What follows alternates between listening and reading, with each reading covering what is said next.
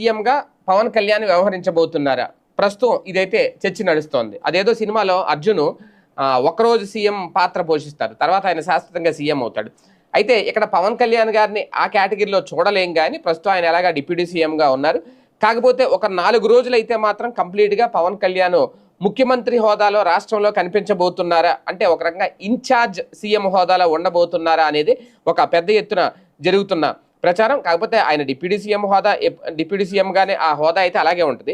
దీనికి కారణం ఏంటి అంటే ముఖ్యమంత్రిగా ఉన్న చంద్రబాబు నాయుడు గారు, అలాగే నారా లోకేష్ గారు, కొంతమంది కీలక మంత్రులు సింగపూర్ పర్యటన వెళ్ళబోతున్నారు. మంత్రులు నారాయణతో పాటు నారా లోకేష్ గారు, టీజీ భరత్ వీళ్ళందరూ కలిసి చంద్రబాబు నాయుడు గారితో సింగపూర్ టూర్ వెళ్ళబోతున్నారు. ఈ నెల 26వ తేదీ నుంచి 30 వరకు. ఈ నేపథ్యంలో ఈ బృందం సింగపూర్లో పర్యటిస్తున్న నేపథ్యంలో రాష్ట్రానికి వీళ్ళ తిరిగి వచ్చే వరకు ఇన్ఛార్జ్ హోదాలో AP deputy CM Pawan Kalyan గారు ఉండబోతున్నారు.